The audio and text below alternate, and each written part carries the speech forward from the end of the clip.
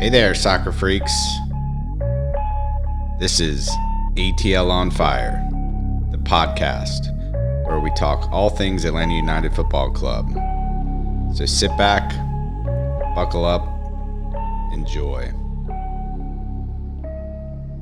All right, everybody, welcome back to part 2 of the podcast. It was great having Jason on the show and giving us some perspective, and I think, we'd love to now kind of get into some of the tactics under the current regime of Rob Valentino and talk about it all. So I know, Dave, you were maybe on the verge of a rant here. I don't know.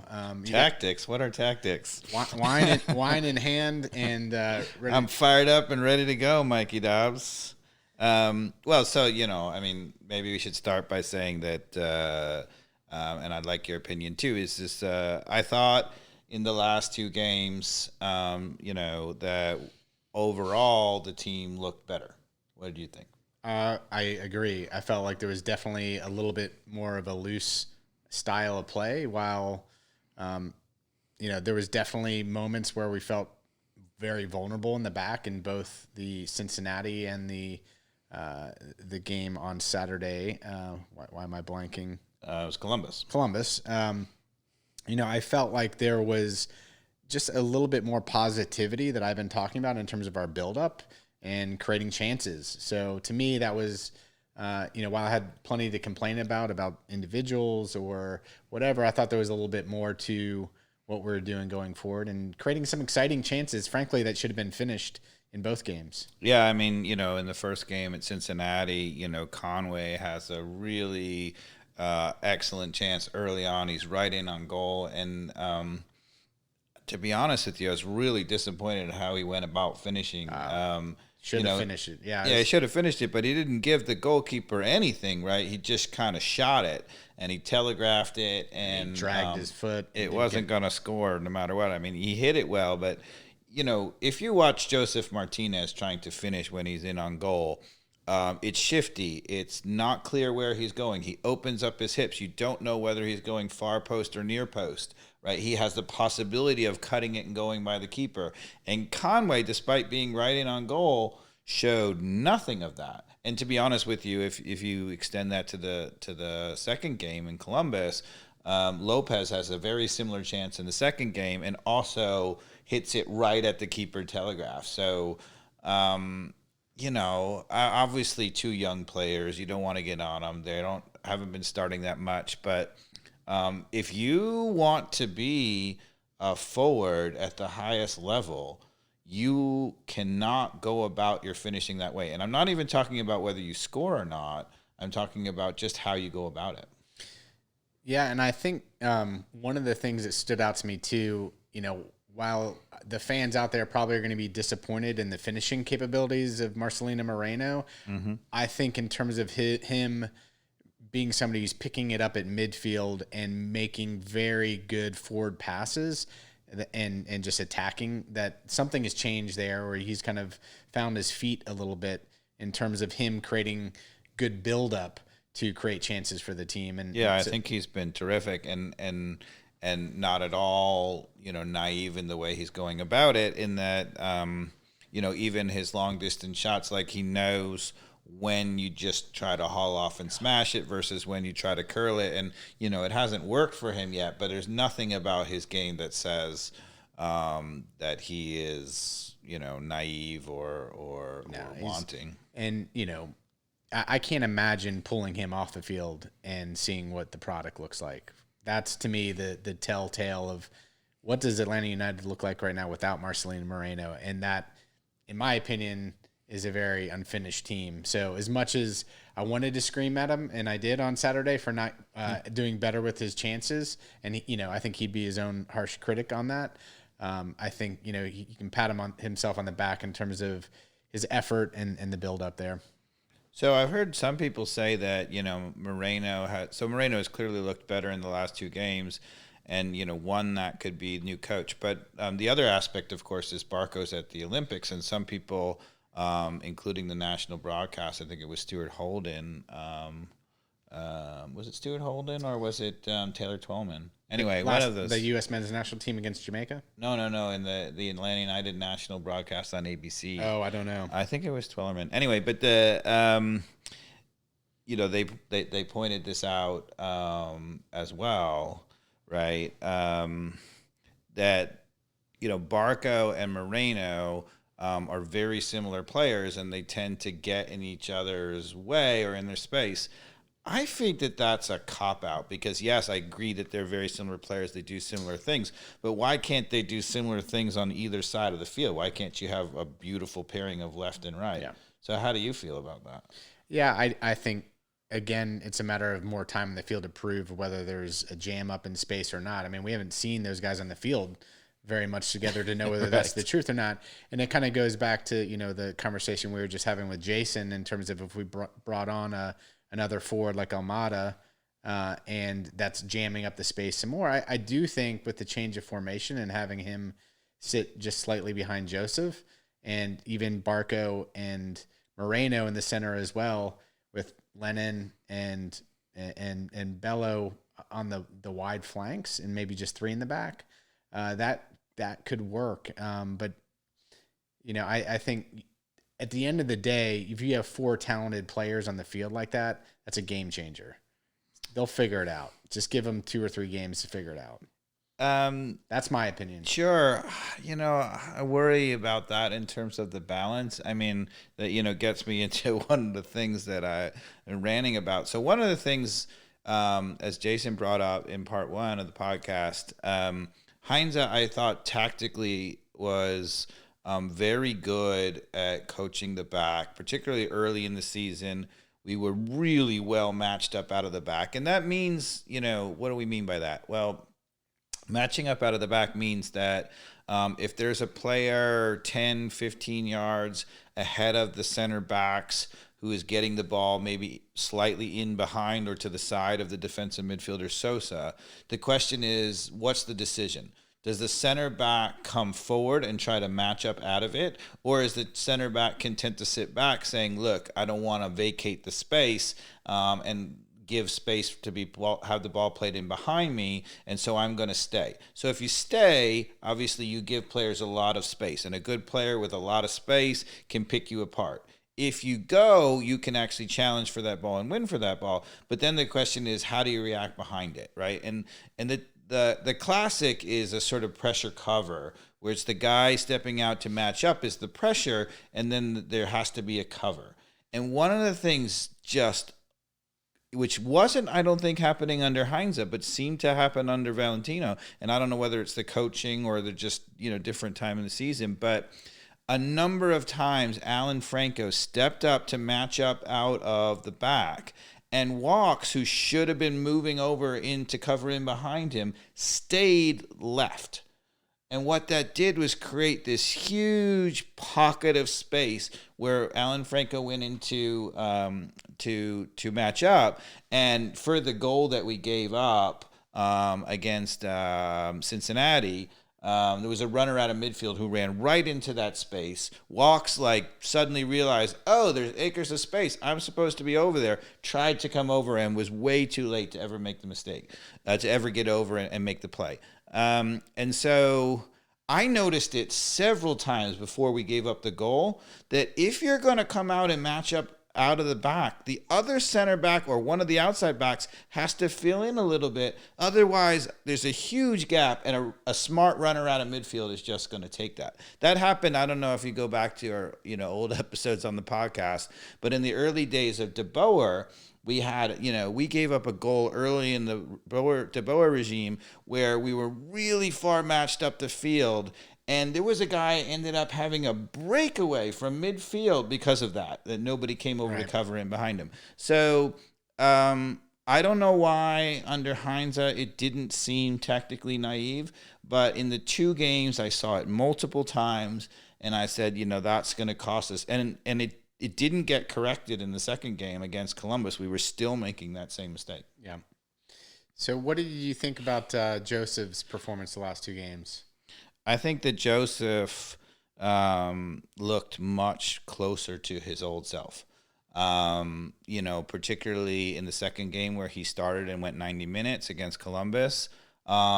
He laid off a couple of balls that should have been goals, where he was under immense pressure and found the open guy 5 yards next to him.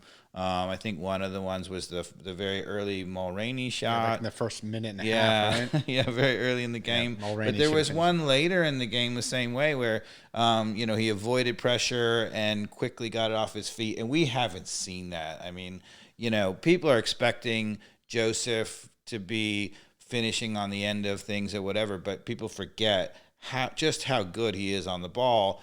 And in those situations, he managed to get the ball to the open player under pressure, and that has not been happening up front. Now, I agree with you and all that, but one thing, observing, having gone to the game on Saturday at the Benz, watching just when it was the open run of play, he was sitting back in those instances where he would have been crashing the box before. Mm-hmm. And, particularly, I would think maybe that's fitness or just mindset. I don't know what it is to get back in that Viper mode of you got to be in the box. I mean, he was way behind the play a couple times, didn't want to be involved. And we had guys bombing down the left side, and he was going to be too late if there was any sort of service. Okay.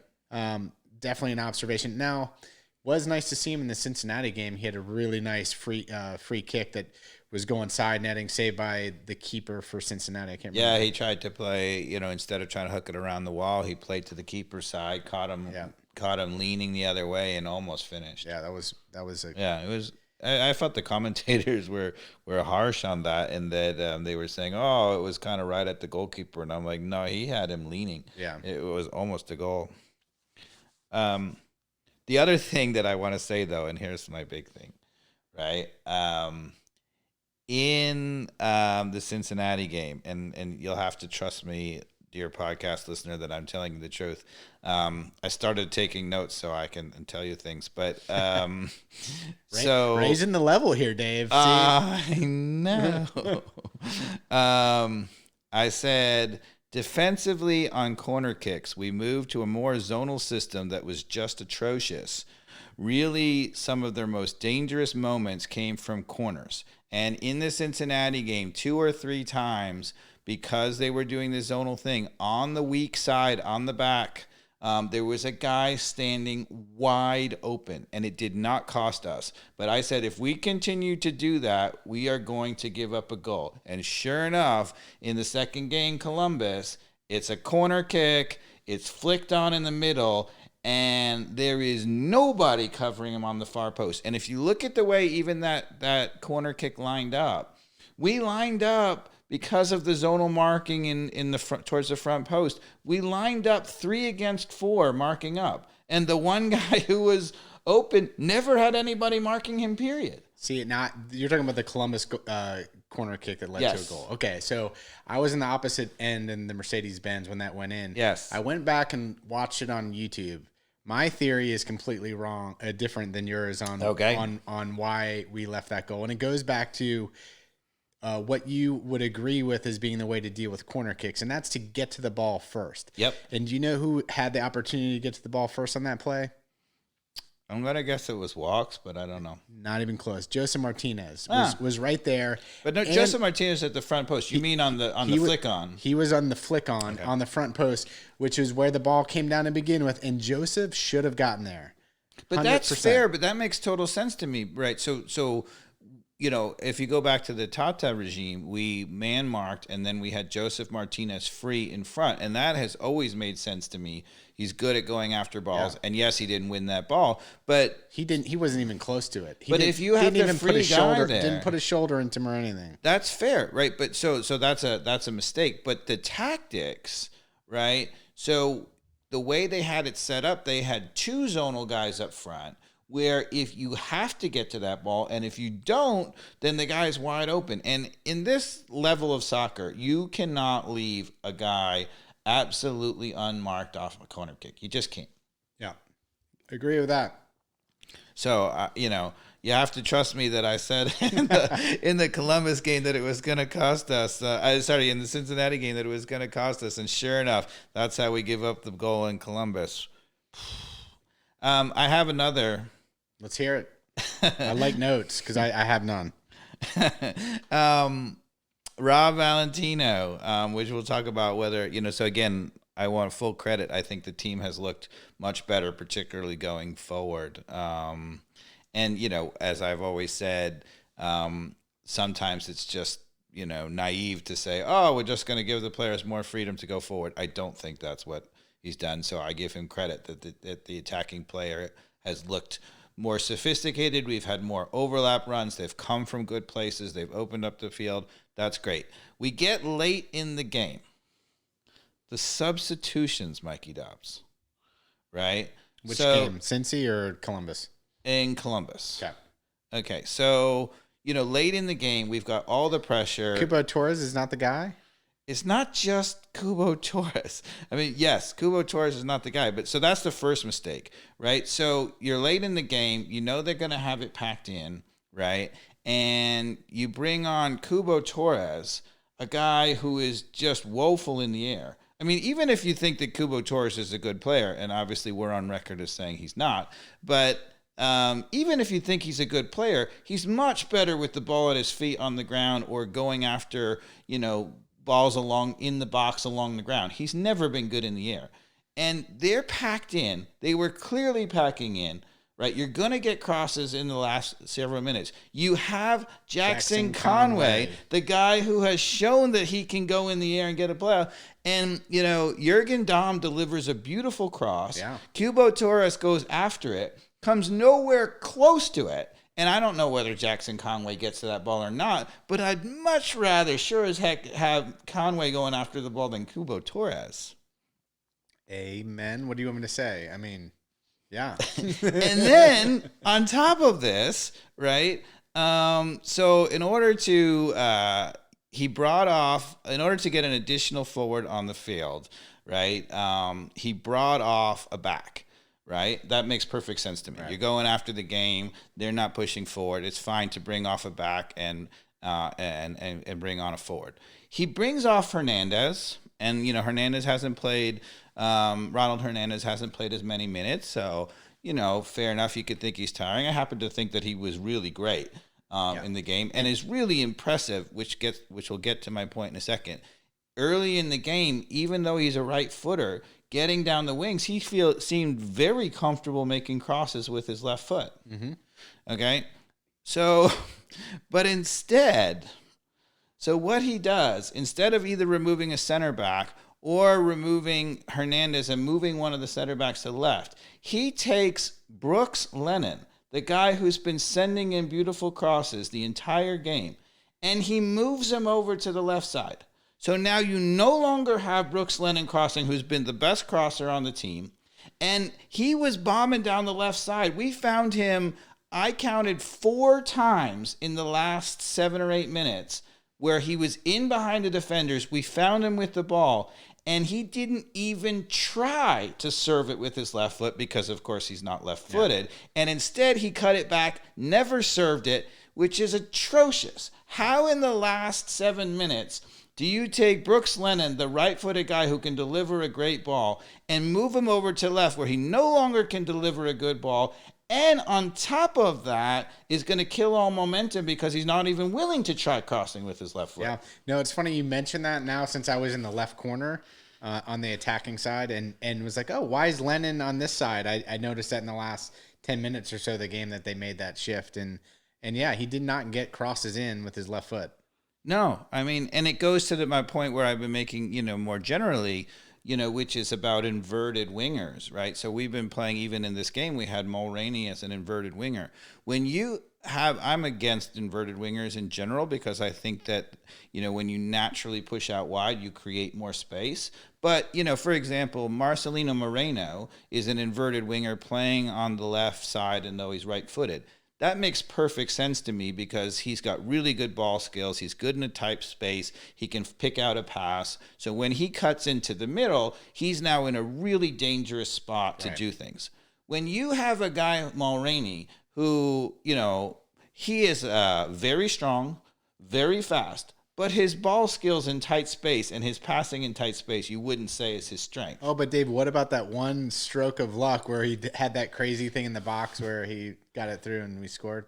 Yeah, but I know, but I agree with you. I'm just for the podcast listeners out there. So you play him as an inverted winger, and instead of him going out wide where he can use his pace and strength, he's cutting it in the middle and he's losing the ball like left and right. I don't know how many attacks he had the guy one-on-one, and if he had been on the left side, he would have pushed it by him and used his strength and speed, and instead he's coming into the middle and the whole attack is wrong. So if you're going to play an inverted winger, please give me a player who is good with the ball at his feet and can deliver a pass and is good in traffic. Who is that on our team? Well, it's a Barco, it's a Moreno. They're perfectly fine as inverted wingers, and they've shown that over and over. But if you got a pacey, strength guy, a la Brooks Lennon, more pace, although Brooks Lennon does have pretty good ball skills. Jürgen Dahm, please do not play him inverted. Right? Because, Bello's going to push the ball by you with pace and try to get to the end line, and it works because he's left-footed. He gets to the left end line. He's delivering a beautiful ball, right? And he's not closing the space because as a left-footer bombing down the left side, he's opening up the space for us. So please, if you're going to play an inverted winger, before you decide to do it in all your, overthinking the tactics, please do not make it a guy who's pacey and strong and should be pushing the ball by someone. I love it. I think that was a ATL on Fire rant there from Dave Katz. And what else do your notes have to say? It seems like they're full of good stuff. That's more or less, these are the things that I can go on, but I think those are the big things that I wanted to touch upon. So I guess my question to you is, and I would actually say the same thing about Machop Chol, right? Who looks like a guy who's pacey and strong and does no business playing as an inverted winger, right? Should be on the side where he goes and he's ready to cross the ball. Anyway, what I wanted to ask you about is, okay, I guess I'm on the record as saying Rob Valentino, strong in terms of has created more opportunities for us. I felt like the team has been tactically naive in the back, particularly on corners, and the substitution in the end was pretty woeful. Yeah, I got to agree. I think those subs at the end, I think I was cussing on the sideline, mainly because of Cubo, but it's a first for everything, Mikey Dobbs. But yeah, I don't know what to make of those subs, particularly when you're on the front foot at the end. And in fact, like leaving Joseph on, letting him get back to full match fitness, I would have rather seen in a Mercedes-Benz that's fully open to get that moment of joy that you were talking about. Right. The odds are Joseph's going to give that to us, even over Jackson Conway, frankly. Sure. That's my opinion as far as just not taking him off the field. I'd rather just see him get 90 minutes and get back up to full fitness. Fair. But overall, so I would, when we talked about it, Rob Valentino on the podcast, would he be naive? Certainly he's much more of a player's manager. The players seemed instantly happier. And that may in of itself accounted for what we're doing offensively. But I liked certain things. I like the fact that we're still trying to match up out of the back. I like the actual movement up front. The timing looked pretty good. So overall tactics, pretty good, but there were elements of it that seemed very naive. You think we can get the win over Orlando on Friday? It's going to be a tough game. Orlando obviously is, for their history, they are finally a well-coached team, right? They get Pereira, who's a terrific coach in MLS, who had a history of being a terrific coach. And it's amazing. You can go to Orlando, a team that was just woeful. They didn't really upgrade the players much at all. They got a couple of new players, but it wasn't a huge change. The first year Nani was there, he was not effective, and he seems to be right. You get a good coach, and suddenly he's a baller. Yeah. So this is an interesting thing when we were talking about our next coach, right? A guy like Pereira or Orlando. Talk about sticking it to him. If we go in and just steal Orlando's coach, he would be great here. Yeah. You heard it here first. So what else? International play. We've got the Gold Cup. We've got Miles Robinson, who's gotten a lot of minutes in the Gold Cup. What have you thought of him so far? I think he has done very well defensively. I mean, again, his man-on-man marking is always strong, even when you have your, heart up in your throat because he's almost too loose and at the beginning, but recovers. I mean, he continues to do that over and over again. I don't know how long that'll last him as he gets a little older to put himself in those types of positions. But I think it's fair to say some of his, particularly in the last game in Jamaica, I don't know if it was a trend, but his forward passing was lacking, even though he gave up a number of passes that just weren't great. In Atlanta United, though, I think he's actually been quite good at some of his forward passes. So I feel like in the international moments, not so good. In some of the Atlanta United games, I think he's had some good balls over the top that I've seen that have put us in a good position. But I would say, his vision, though, in terms of making sure he makes a pass that can't be read is going to be a part of his game he needs to continue to develop. Yeah, I mean, I certainly think the rumors that he was woeful passing the ball out of the back are extremely exaggerated. Yeah. He can certainly knock a ball, and but he does at a few moments try to force occasional balls. In fairness to him, when he's done it, it hasn't really been out of the back. It's been more in the middle of the field, going towards the front. So, there it's probably not as bad. You're trying to push on and do something, successful. So I don't have a huge problem with that. I thought in the Gold Cup, his first match, I thought he was just okay. The next matches, in the quarterfinal versus Jamaica, I thought he was excellent. I think it was in Canada. He was man of the match. So he looks to me like, overall, he's one of the few players so far who I'd say has come out as real positive. I 100% agree. And I almost feel like some of the reason that he is not making those, like we saw in the game against Jamaica, kind of missing those forward passes, he's been so focused at being a rock in the back and almost being kind of that, free safety, if you will. When the team messes up, he was there to save them over and over again because of his speed, because of his coolness and calmness. I mean, that track back he had where he, got back and then the guy cut in and he just stopped on a dime and just didn't do anything stupid, put his leg out and just no terrible challenge, no penalty kick. That was very composed. Late in the game. Very composed. Yeah, really important. But I think that there is almost a part of his game that is too reserved in terms of going forward. Like he seems very much like you don't ever see him. But he scored the goal coming forward on the corner. He's always great on corners. Yeah, always great on corners on both sides of the ball.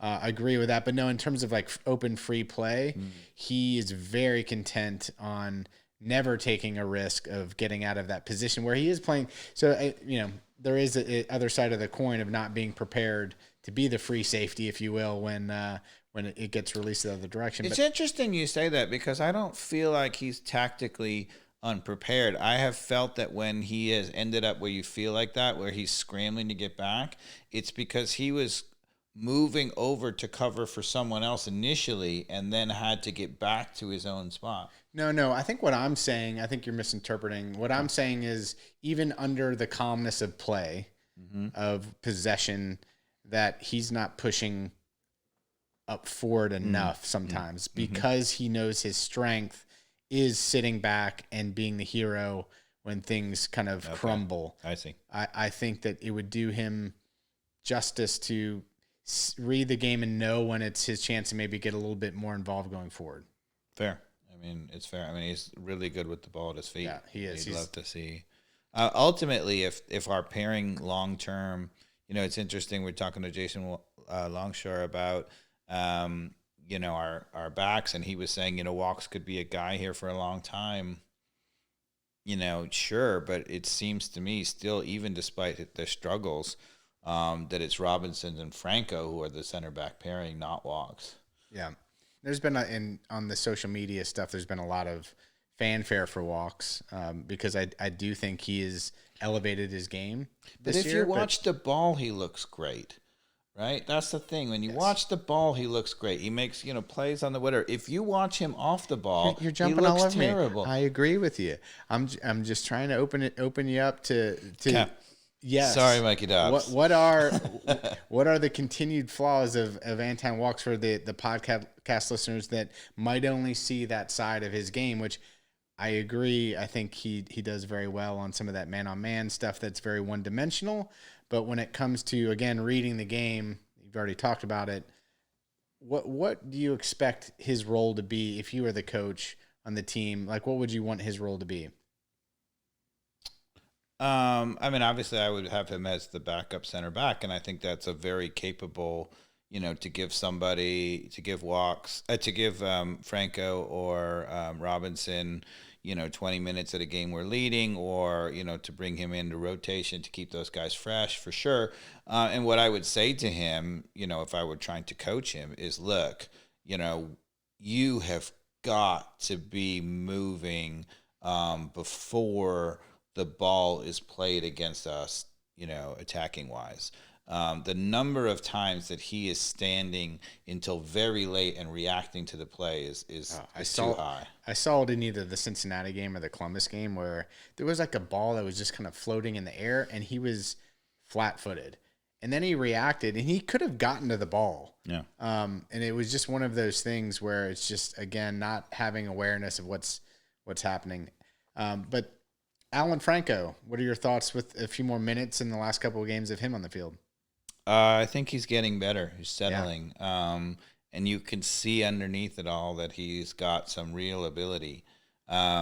Still not completely settled. Still has a couple of moments where, he was getting on himself a little bit in the Cincinnati game where he was perfectly positioned, and a couple of times, like the ball went through his legs once or whatever. It just didn't quite work. And you were like, oh.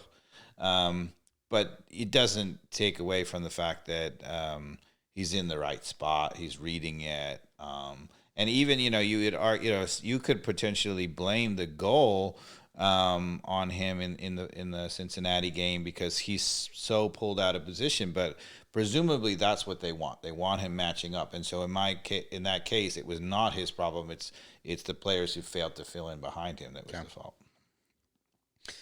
Dave, anything else? What do we want to get to? Well, I was going to say we were talking about Gold Cup, and clearly Brad Guzan's international career is over. Right. I mean, when in this MLS thing, he's not even being rotated in to give a game or whatever. I mean, he is clearly the backup amongst the backup, set of players. So, well, I thought was it Turner? Yeah, I thought he was pretty strong. I don't know. What was your take on him? Yeah, he's been good. America's always had terrific goalkeepers.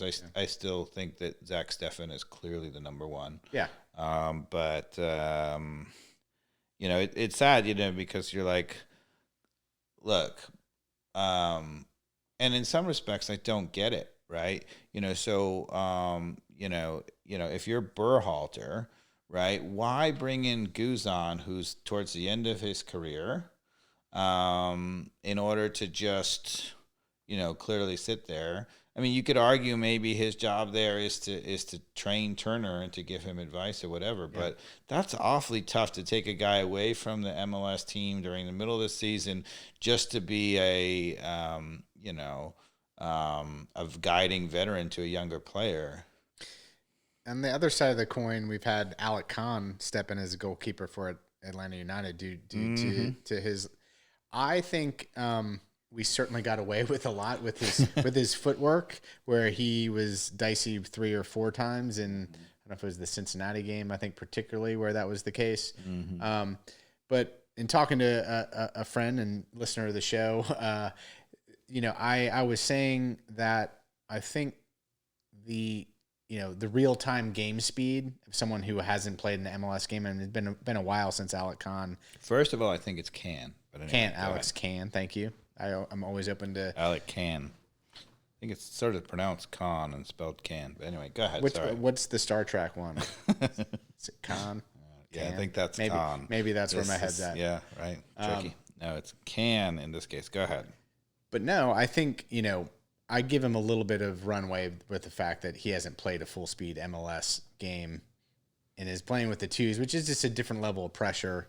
And so luckily he did not give up a goal with one of his kind of sloppy touches and whatnot. But he certainly doesn't panic. Yeah, he didn't panic, and nothing happened. So honestly, so I'm actually higher on him than that. I think that honestly, he showed once again that he's a terrific shot stopper. Right. He can really dominate the box. He took too long on a number of balls, but didn't get caught on it. So he's obviously, Brad Guzan is we're spoiled. He's got 2 good feet, and is great with the ball at his feet. But Kann looks to me like he should be starting somewhere in the MLS. He looks that good to me. Yeah. The only thing that I felt about Kann that I thought was not so great is there were a few times where there was a long ball put through that he could have come out and just cleared it and knocked it out of bounds. And he was sitting, in his 6-yard box, right, not willing to come for that ball. And I'm like, look, in the modern game where you're pressing up, particularly, again, if you're going to match up out of the back, a ball way over the top has got to be the goalkeepers. Yeah, I agree with that as well. So we've run around the horn here pretty well. Yeah, I think we've covered it all. We have covered it all. Do you think the U.S. is going to make it to the finals against Mexico, assuming Mexico beats Canada? Yeah, we play. It's interesting because Qatar. Well, the interesting thing is when long time ago when I thought it was Qatar, and all the people said, no, it's Qatar. Even when they announced it as the World Cup, it's Qatar. And it seems to me that based on the fact that they're hosting the World Cup, people have decided that Americans don't want to say it as Qatar. And so they're like, heck with it. It's Qatar or Qatar, including, I think, and I might be wrong about this. You can go back on the old Google machine. I think that, so Qatar has its own airline, and I think they used to say Qatar in the commercials, and it now says Qatar. I know that it now says Qatar. I've seen commercials during the Olympics, and It says Qatar Airlines. But I think they used to call it Qatar Airlines, and they're just like, well, Americans don't want that, so we'll just go with whatever they want to call it us. So there is no wrong answer is what I'm hearing. Yeah, maybe not. Alex Kann, Qatar. It's my kind of exam when all answers are correct. Mikey Dobbs, you might have, could have killed it in school bar. Never. Well, I think that's a wrap. Yes. I think we had a great podcast. I hope everybody enjoyed the insight from Jason Longshore. That was a treat. And hope to have him back on the show. Hope that you guys tune back in. Again, we are on all the major podcast platforms and now on YouTube as well. So tune in, subscribe, tell a friend. So long. Ciao.